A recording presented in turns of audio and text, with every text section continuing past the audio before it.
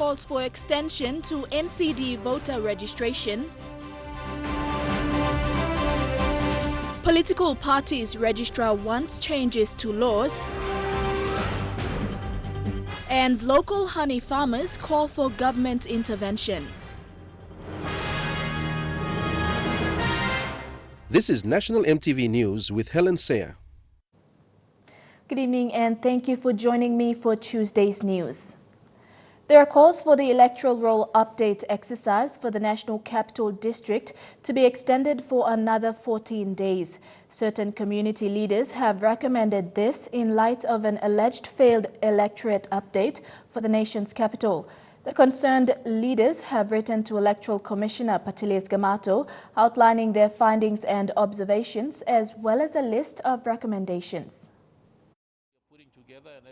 Concerned citizens, including Boni Igime, Michael Kandiu, and NGO activist Noel Anjo, have written to Electoral Commissioner Parties Registrar. They claim sources from within the Electoral Commission have revealed that the NCD electoral roll update exercise has failed due to poor planning and limited time. We are appealing to the Commissioner to conduct a fresh update of names in Port Moresby. We got information from the data entry room that almost the system itself rejected 60% of the informations that they were trying to enter in the computer, in the system. All command roll update exercise must be reviewed.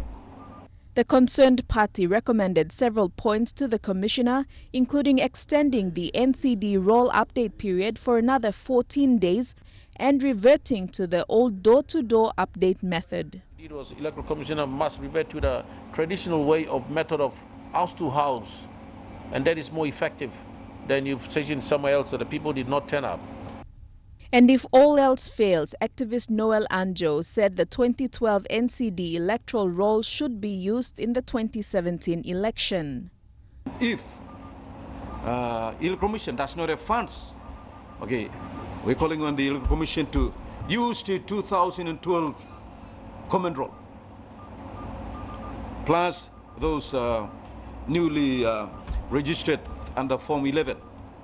In the letter to the Electoral Commissioner, the men said they have highlighted these issues in order to assist the Commission in ensuring a free, fair and safe 2017 elections, especially for the NCD. However, if nothing is done to address the issues, the men say they will seek legal amends by way of a court injunction. We want to have a free and a fair and a proper elections. We want Delhi Waigeno, National EMTV News. Morobe Governor Kelly Naru tabled the 424 million kina provincial budget to the Tutumang Assembly yesterday. The total revenue is made up of more than 270,000 kina from the national grants, 100,000 kina from the internal revenue and more than 44 million kina carried over under the former year's appropriation. The key programs and projects will continue to be funded in 2017. The breakup will see 14.1 million kina allocated to all major economic infrastructures, maintenance and key strategic roads. Lay City Road, drainage and grass cutting gets 7.5 million kina and 3 million kina was allocated to the church partnership program. Law and order is a major setback in the province this year. However, only 500,000 kina was allocated. 1 million kina was allocated towards the 2017 national election.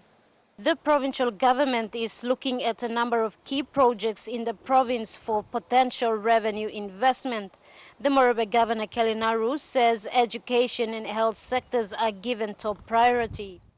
Naru, when presenting the budget, has assured the people of Morobe that it is a fair budget that aims to build capacity, ensure services are delivered, economic development is promoted, and important social activities of value are supported. The budget also aims to ensure that LLG and wards are given opportunities to participate in developing their own communities for the provincial economic growth and prosperity. Matalubis, National EMTV News, Ley. The PNG Advent One Nation Party is a new political party that has been certified and registered with the Integrity of Political Parties and Candidates Commission. Party President Joe Tonde says it's a Christian party that consists of churches from various denominations who believe they can bring significant changes with their new policies. The registration of the political party was endorsed this month after it completed all necessary requirements for registration. For us at the registry, we do see this as a big challenge for the party itself, taking into account the timing of the issue of writs. You have only about 3 months. And, for us at the registry, it's one of those messages that we've been getting across to all the political parties, that it is important that the people of this country must know of the parties.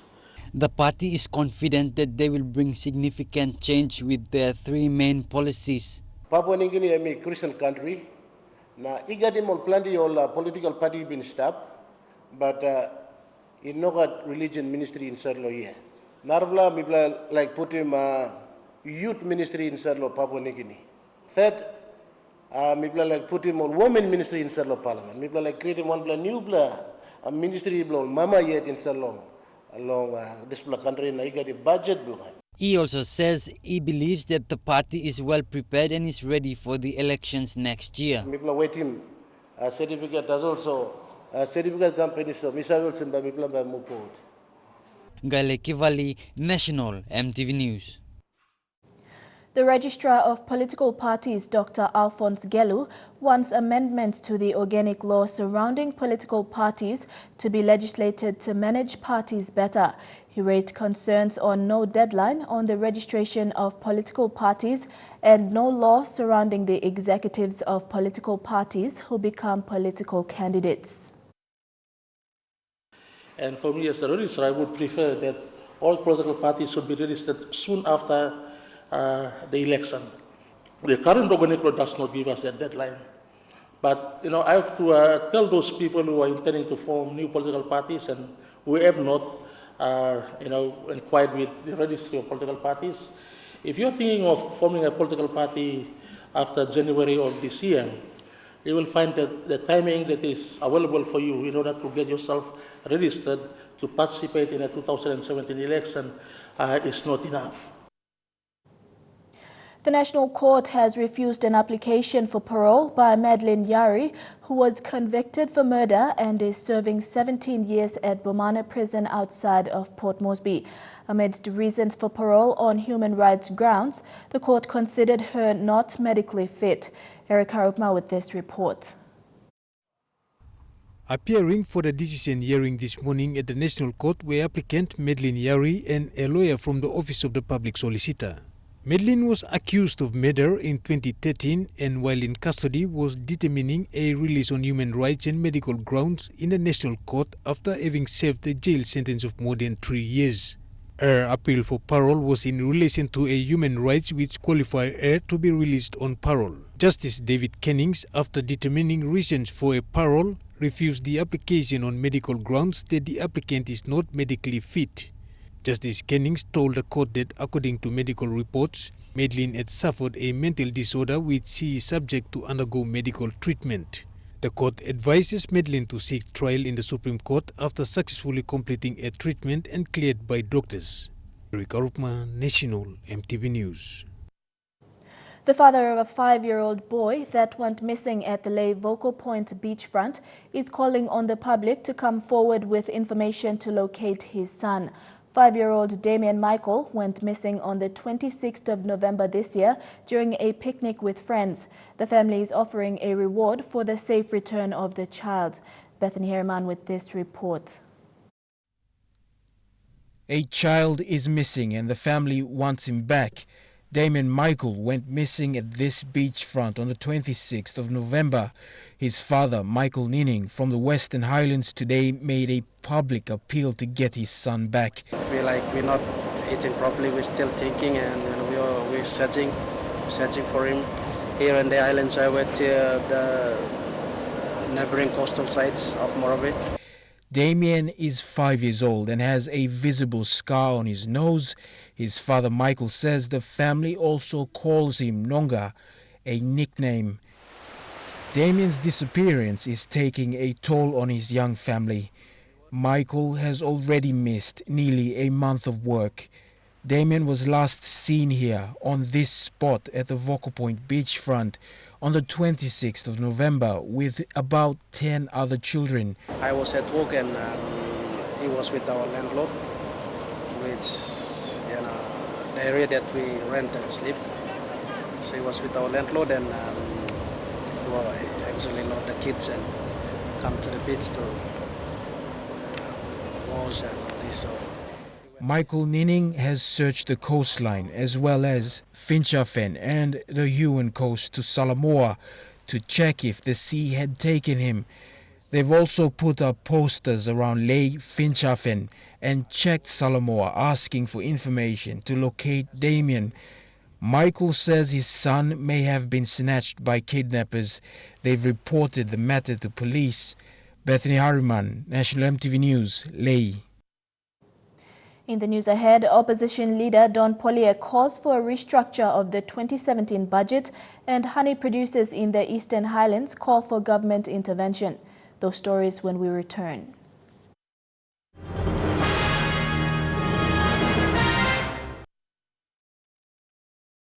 Welcome back. Opposition leader Don Pollier says the 2017 budget must be restructured to address current issues faced in the country. The former treasurer said part of the restructure is to sell off government assets and stop borrowing money outside the country to fuel the budget. Mr. Pollier said the government can redo the budget in the next parliament sitting.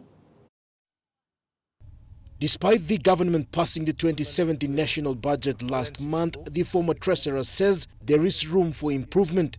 The opposition leader said the government can be partly blamed for issues affecting the country. However, restructuring the budget will be positive for the nation.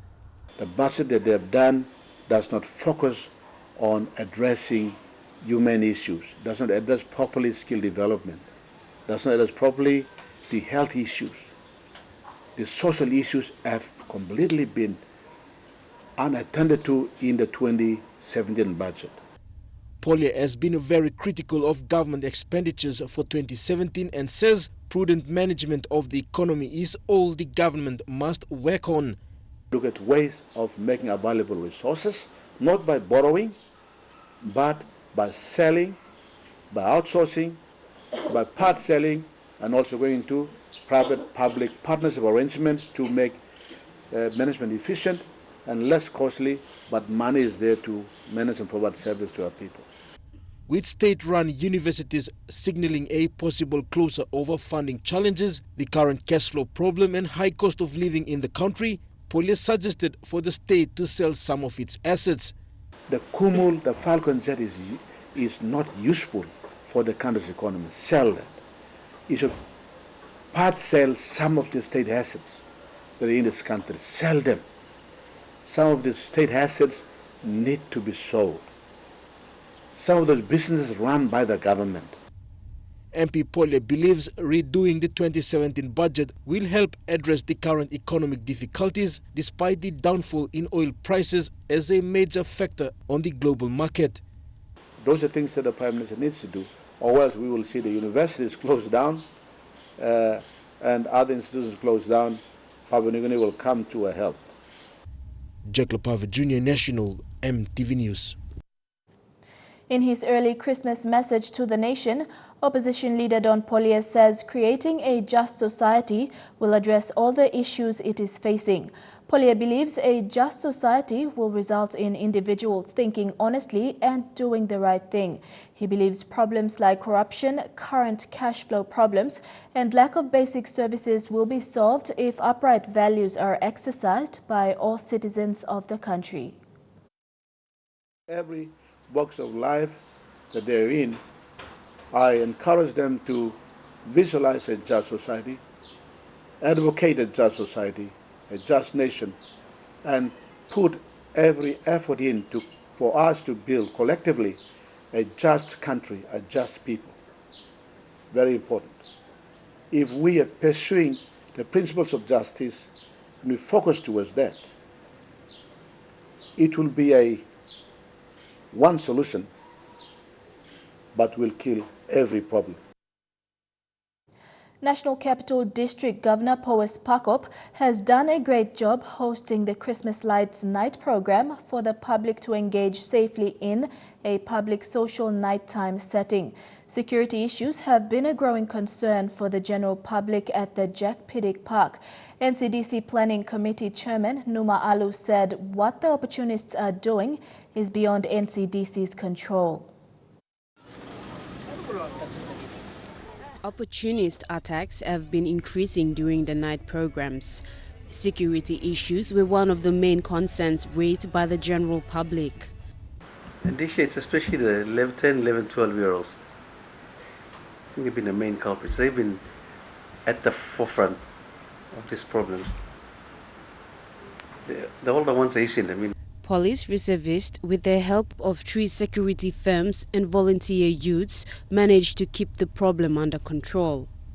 Yes, there were some issues of people being robbed and attacked outside the Jack Piddick Park, but we tried as much as possible. We did our very best. My security coordinators, the security people we engaged, youths and the others we engaged, did their very, very best to minimize the issues.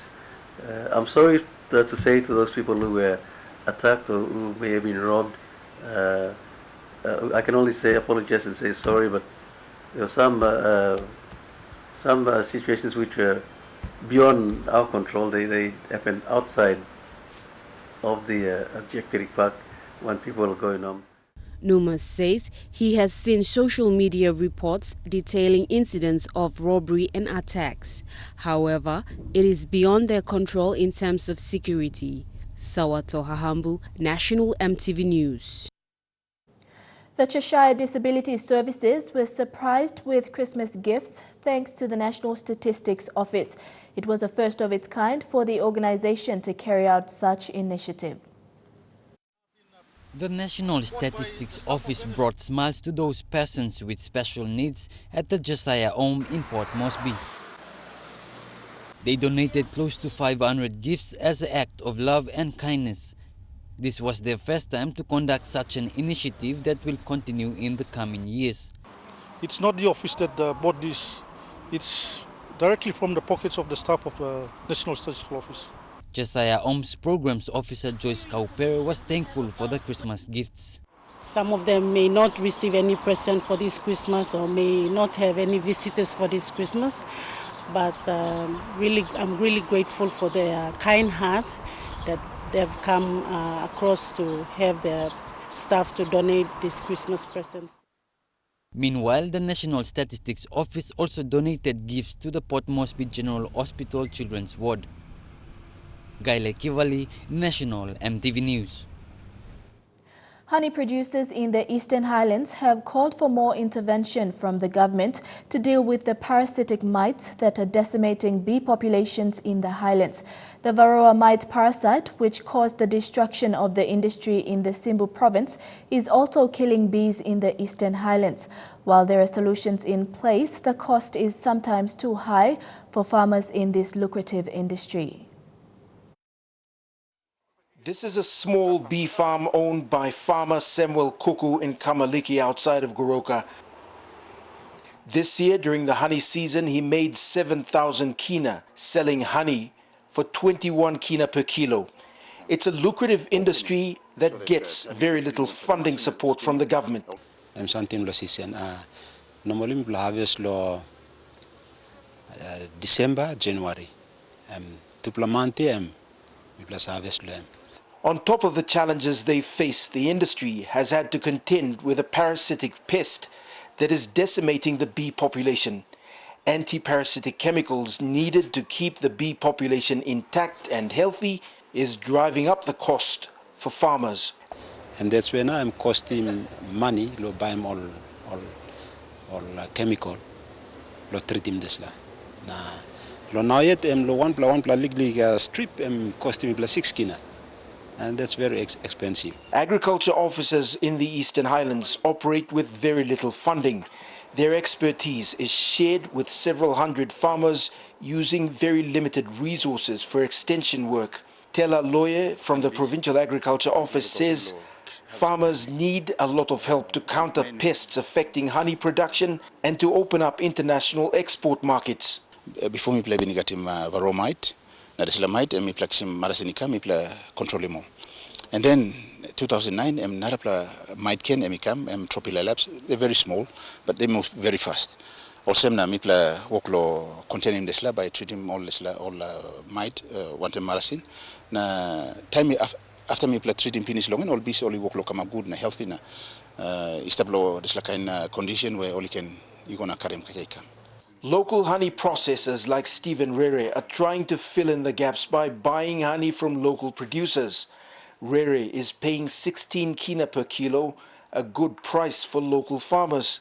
But he says he can't keep up with the demands from supermarkets outside of Goroka. Honey industry and one cottage industry where any member of the society can participate, and one very, very important industry where M can bring him some income come down low, or some lowest level or some online no survey, online no experience low work or them all can participate low legally beginning going up low big man Mary.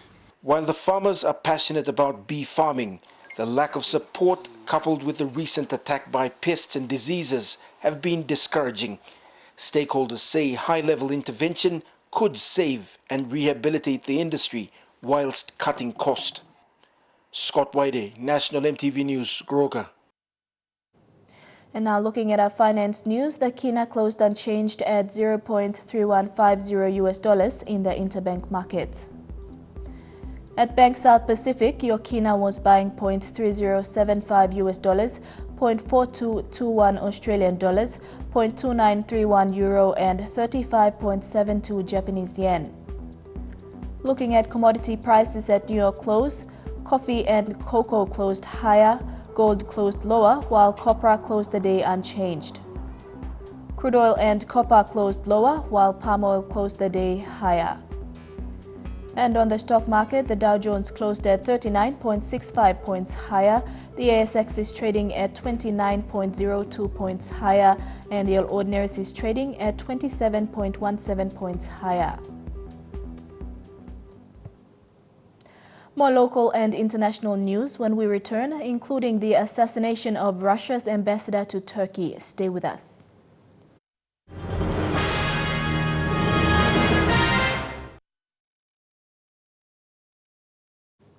Welcome back to the news. Gulf Provincial Police Commander Chief Superintendent Silas Wayagura has died. This was confirmed by Police Commissioner Gary Baki yesterday. The late Gulf PPC has died of a suspected stroke. Late Wayagura was the former Superintendent for Operations in the NCD Command before he took up the Gulf PPC posting in 2015. A newly promoted member of the East New Britain Police has set an example for many police officers to follow. In a least expected manner, Senior Constable Ben Tokalau, a rural police officer, got what he deserved without asking for it. On Friday last week, Ben Tokalau was officially promoted from a senior constable to a sergeant for his services he has given to a remote community in East New Britain Province for 8 years. Edwin Fidelis reports from Kokopo. When the Police Commissioner Gary Baki visited Open Bay Rural Police Station about 3 weeks ago, Sergeant Ben Tokalau had no idea what the Commissioner would say to him. After the usual traditional welcome by the local people, the Commissioner was given a walkthrough at the rundown rural police station. After the walkthrough at the police station, the Commissioner, amidst a crowd of curious onlookers, announced that Ben Tokalau has been field promoted. So today we walk by the camera, we look at him stop player. Today we promote him to police senior constable reply go sergeant. Last Friday, Sergeant Tokalau made a 3-hour journey by road along the New Britain Highway to Kokopo to get his new set of stripes pinned to his shoulder strap that officially recognized him as a sergeant. Mi film mosem sam plakain luksawe kama belum bilong how mi bin stop time mi bin gotten station lo. So mi For Sergeant Tokalau, his hard work and commitment finally paid off last Friday. He spent almost 8 years of his career as a lone police officer in this remote police outpost after moving here in 2008, and for him, providing law and order to more than 4,000 people of this isolated region wasn't an easy one. Challenge belum ditulong, maksudnya misalnya by responsibility belum long, saya promotion belum saja. I must commend him, and then I commend him for his job because he's been there all these years when there was no road. But he's there saving, giving service to the people. He's known by the community. Despite the harsh realities of poor road infrastructure and education for his children, Sergeant Tokalau didn't give up his job. For the police hierarchies, they say getting a police officer to serve in a remote location is very difficult. Sergeant Tokalau hopes his story would set a benchmark for his colleagues who are hoping to make a way up the police ranks. And for him, getting promoted is not what he asked for. But he said his commitment to his constitutional duties surely didn't go unnoticed. Edwin Fidelis, National EMTV News, Kokopo. Staff of the e-learning division of the National Education Department today bid farewell to one of their longest employee, Dr. Eliakim Apelis. Assistant Secretary Hatsimiro thanked Dr. Apelis for his outstanding leadership in the department. Dr. Apelis has resigned after being the Deputy Secretary, School and Education Standards Directorate. Dr. Apelis encouraged the staff to continue the good work of connecting the people, especially children, with the outstanding world through electronic media. Turning overseas, a week of torrential rain in Fiji has caused unprecedented flooding in some parts of the country. These pictures from Rakiraki town on the main island of Viti Levu show flood damage to homes and businesses that locals say have never been seen before. As the water level continues to rise in some parts of the country, those living near rivers have been urged to move to higher ground. Heavy rain warnings have been cancelled for most areas, but not for low-lying areas. Russia's ambassador to Turkey was assassinated when he was about to give his speech at a museum in Turkey. Russia and Turkey said the assassination will not undermine their diplomatic relations. Both countries are investigating what they call an obvious provocation. Seconds before the chaos, Russian Ambassador Andrei Karlov's killer looms behind him at the art gallery. Then, the ambassador is instantly cut down. His attacker, a young, clean-shaven man in a suit, yells Allahu Akbar, God is greatest, and do not forget Aleppo, do not forget Syria. He yells, get back, and says, only death will remove me from here. Everyone who has taken part in this oppression will one by one pay for it. Moments later, he's seen from the street, through the building's glass facade, moving on a walkway, still brandishing his handgun. This, all as Karlov was rushed to a nearby hospital. Now, Russia's ambassador to Turkey is dead in what that country is calling an act of terror. Turkey's official news agency says the gunman has also been neutralized.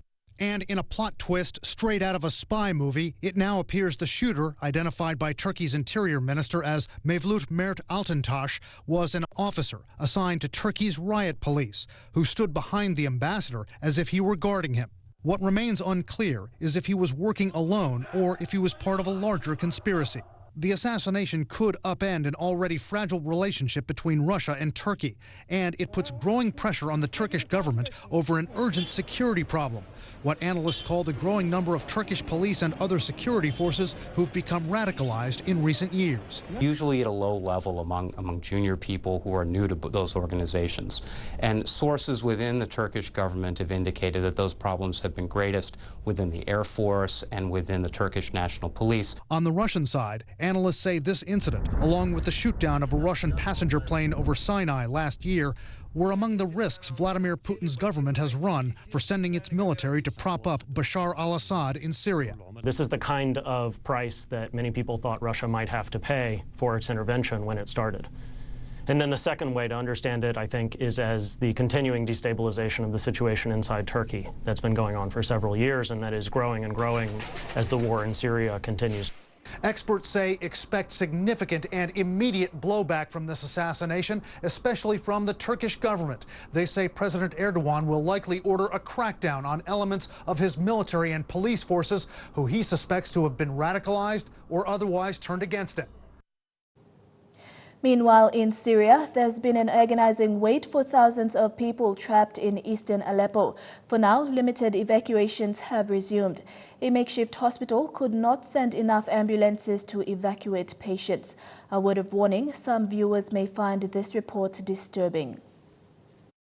They said they needed 50 ambulances for 120 patients.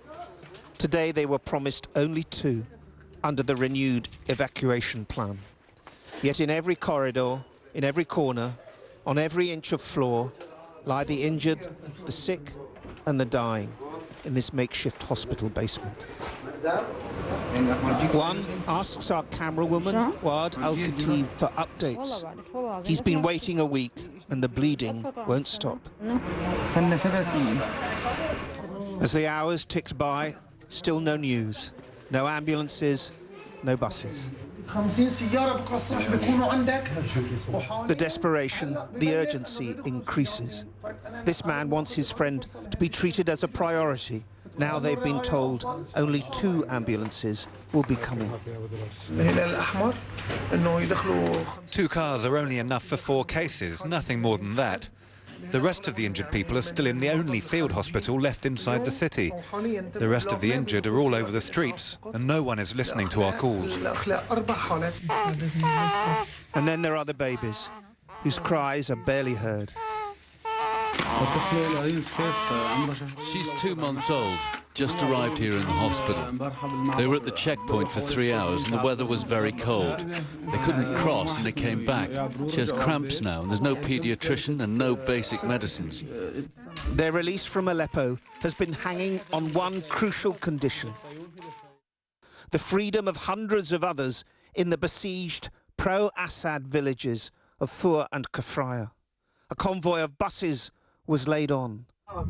Allahu Akbar. But then a Sunni extremist faction intervened and set fire to the fleet before it could reach those villages.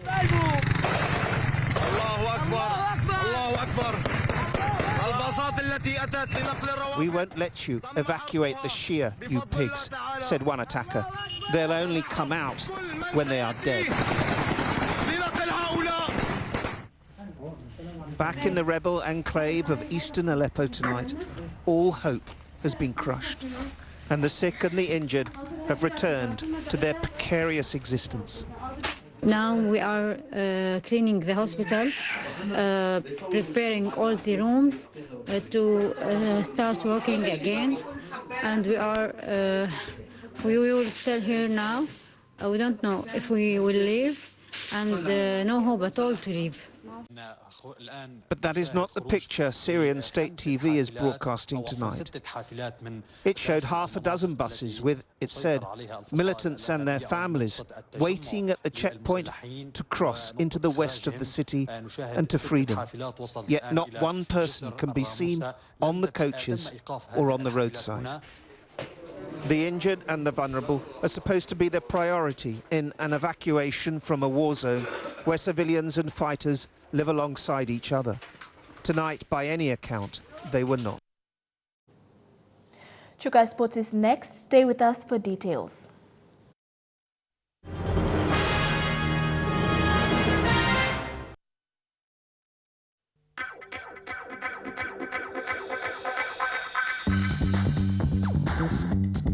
Chukai Sports.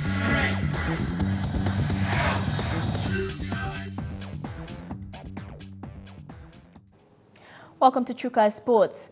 Doubts about PNG hosting the FIFA Under-20 Women's World Cup last month were put to rest after the successful completion of the games. FIFA President Gianni Infantino commended PNG for hosting the event when he relayed the message to head of PNG football David Chung. The two met in Japan recently while attending a match between Real Madrid and Club America at Yokohama Stadium. The FIFA Under-20 Women's World Cup 2016 theme song was showcased along with videos of Japan's Under-20 women's team and fans in PNG. PNG Hockey has signed a lease agreement with the Sports Foundation to use the hockey turf at the Sir John Guy's Stadium. This announcement was made today by Sports Foundation CEO Peter Tsamalili Jr., Hockey President Kalowin Potuan, and Sports Minister Justin Tichenko. The lease agreement will see hockey players use the world-class facility that will also help to improve their skills in the sport. The synthetic turf is the second in the Pacific region after Fiji. Today is a very unique moment where our minister will hand over the lease and to now give you the opportunity to continue to enhance your sport and promote the sports of hockey in the country. PNG Hockey President Kalowin Potuan thanked the government for building a world-class facility which was used during the Pacific Games and now will be used for national and international competitions. For allowing us to be part of this the sports program and also be on the site of hockey in Papua New Guinea. This is the only turf in PNG and the second in the Pacific. So, Minister, thank you very much to be in. You'll be part of us. Minister for Sports Justin Tichenko says with the world-class facility available, this will help improve players' abilities and there is no excuse to why PNG can't be the best in the Pacific. PNG Hockey and all the players and the coaches and staff have no excuse whatsoever, to raise their standards, enhance their abilities to equal Fiji and be better than Fiji, because we have the same facilities now as them, and so we're on equal footing. Elijah Levet, National EMTV Sports. PNG will host the Under-18 Oceania Hockey Championships in 2018. This announcement was made today by Sports Minister Justin Tichenko at the hockey turf at the Sir John Guy's Stadium today. The Under-18 Oceania Championship will also be the Hockey Oceania Olympic qualifier. Under-18 hockey championships, Oceania Championships, will be held here in 2018, which is an Olympic qualifier. So that means all the Oceania countries throughout Oceania that play hockey that are under 18 will all be here, right here where we're standing in 2018 to conduct their Oceania Championships for hockey in Papua New Guinea. So another fantastic result of hosting an international event using the facilities that the government built for these sporting codes.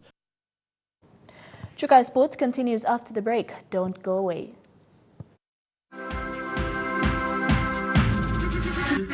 Trukai Sports. Welcome back to Trukai Sports. The Yokomo Softball Club on Saturday received a timely boost from major sponsors Lamana in a small ceremony held at the Bicini Diamonds. Formed in the early 1970s, the Yokomo Club is now embarking on a more ambitious approach heading into the new season, with the men's team also looking for a hat-trick of domestic titles after the successful defense of the National Club Championships. Formed in the early 70s by the late John Billy Tokome and his wife, the late Ruth, the Yokomo Softball Club has grown from a small family club to now being on the national front. Titles in both the Putmosi men's and women's softball competition, as well as most recently a successful back-to-back defense of the national championships. Yokomo is now looking to the future with optimism. Club President and PNG Softball Federation President Ralph Sarasomo said that moving forward, the club has introduced incentives to allow a more professional approach. In terms of giving back to the club, we also are conscious of the way we need to look after them. And success comes from not just on the field, but the way you treat players as well. So for the last 3 years, we've tried our very best as a club to manage players both on field and out, out of the field as well. Historically, the club, like many others in the competition, has focused strongly on grooming the younger generation of players. And despite softball being predominantly regionalized with softballers coming from the New Guinea Islands, in the 1990s, a surprising combination of pitcher-catcher from Milne Bay showed this was a club willing to experiment and expand. I mean, as a club, we've always looked forward to this opportunity, and we, from the club's point of view, we want to say thank you to the executive of the Port Moresby Women's Association and the Men's Softball Association as well for putting up a very good season. And as you can see, we got families around today, and other clubs are doing their own things as well. The Port Moresby men's and women's competition has gone on a hiatus for the festive period and will resume in mid-January in 2017. Jeremy Moggy, National EMTV Sports. Since the announcement of GE's partnership with the National Rugby League in early June this year, the NRL Wellbeing Program has quickly proven to be a winner, attracting positive comments from both students and teachers.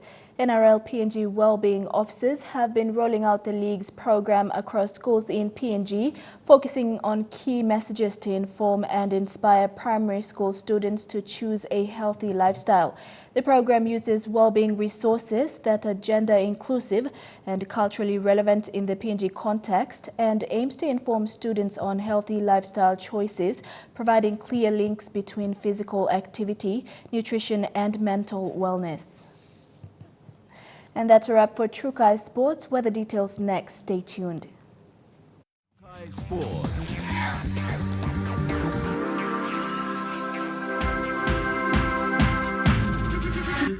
True Kai Sports.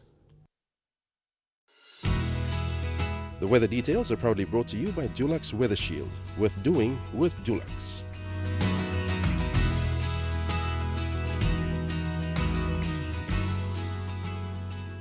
Looking at the weather forecast for tonight and tomorrow, in the southern region, rain showers in Port Moresby and Kerema, rain in Daru and showers in Alotau and Popondetta. In the Momase region, rain showers in Lae, Medang and Wewak, showers in Vanimo. In the New Guinea Islands region, rain showers in Lorengau, showers and thunderstorms in Kavieng, Kokopo and Rabaul, and showers in Kimbe and Buka. And in the Highlands region, rain showers in all centres.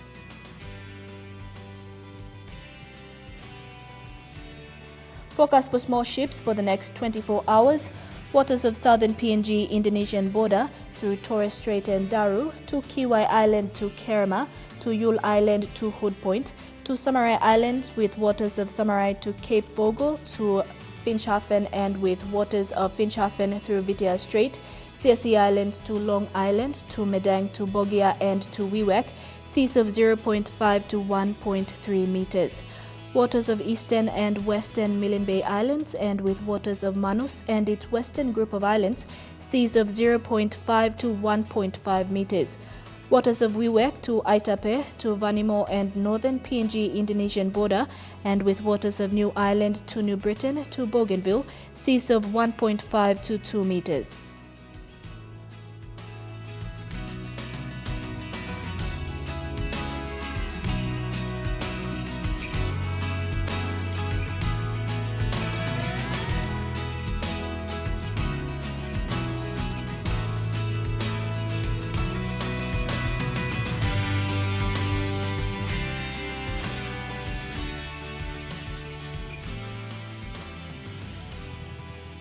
Ocean forecast for PNG areas: in the Coral Sea, sea slight with southeast winds at 10 to 15 knots.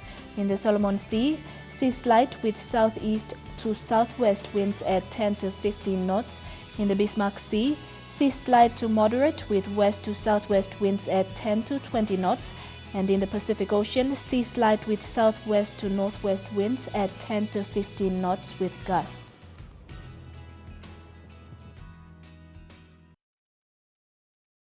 The weather details are proudly brought to you by Dulux Weather Shield. Worth doing with Dulux. And that has been the news, sports and weather for tonight, Tuesday, 20th of December 2016. On behalf of the entire EMTV news team, I'm Helen Seah. Pleasant viewing. Good night.